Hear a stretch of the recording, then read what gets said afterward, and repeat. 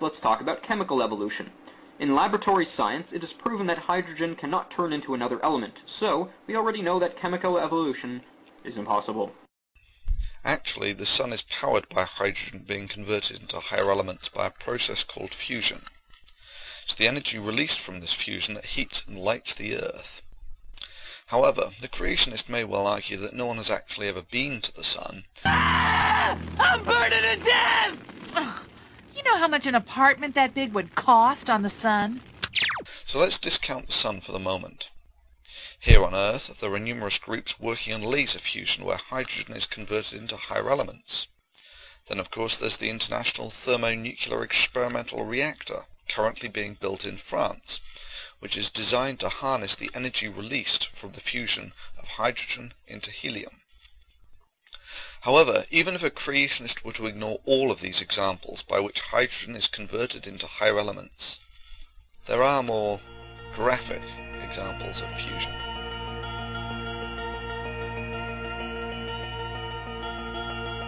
It is proven that hydrogen cannot turn into another element. Hydrogen cannot turn into another element, which we've proven to be impossible.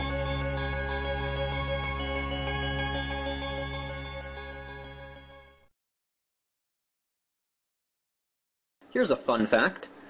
Because the moon can eclipse the sun so perfectly, we can measure the constituency of the sun, the materials and elements on its surface, by observing the pinkish arc of the chromosphere at the moment of totality. Here's a fun fact. The only reason we cannot observe the elements on the surface of the sun all the time is because we live under an atmosphere. Without this, you could make exactly the same observations you can during an eclipse simply by putting your finger over the body of the sun. Here's a fun fact. If we could actually see in the H-alpha wavelength, we would be able to directly observe the dynamic behavior of the surface of the sun. Here's a fun fact. Have you ever wondered why there isn't an eclipse every time the moon orbits the Earth? Well, it's simple. The angle between the plane in which the moon orbits the Earth to the plane in which the Earth orbits the sun is about 5 degrees. Practically, this means that a total solar eclipse can only happen at 2 times of the year. In a different geometrical arrangement, such as say for instance the moons of Jupiter, an eclipse is observed every time the moon goes around the planet. The moon fits over the sun so perfectly that it makes it possible to observe the surface of the sun. Otherwise this would be impossible. If the moon was too big or too small, it would be impossible. Because of our vantage point from the Earth, the moon fits perfectly over the sun, the chances of which are 1 in a trillion. What a crock of shit. The distance between the Earth and the Moon varies by about 10%, between about 360 and 410 million meters. This practically means that the angular size of the Moon can vary by about 10%. As a direct result of this, about 60% of non-partial eclipses, the Moon is too small to completely cover the Sun, and an annular eclipse is observed. In the remaining 40%, the Moon is too large, and a total solar eclipse is observed. All that is required to observe the outer layers of the Sun is for the Moon to be angularly bigger than the Sun. Further, it's completely bogus to call this perfect, for the simple reason that the Moon does not have a smooth surface. This causes an effect known as Bailey's beads, where the Sun shines through the valleys of the surface of the Moon.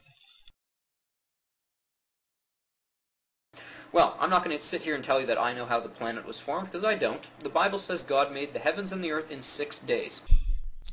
Is that the same Bible that allows you to make the statement that the moon fits perfectly over the sun, the chances of which are 1 in a trillion?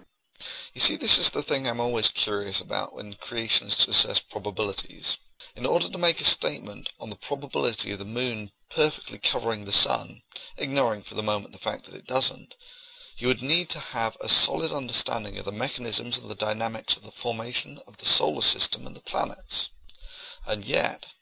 Now, I'm not going to sit here and tell you that I know how the stars or the planet was formed, because I have no idea.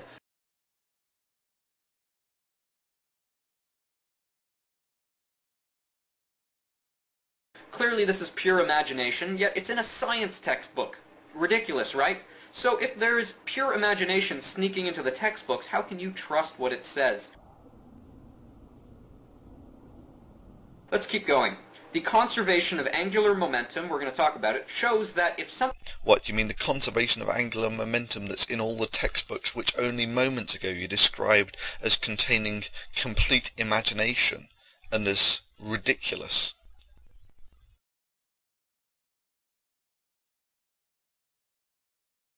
The moon fits over the sun so perfectly that it makes it possible to observe the surface of the sun. In laboratory science, it is proven that hydrogen cannot turn into another element, so we already know that chemical evolution is impossible, and the chances of which are 1 in a trillion.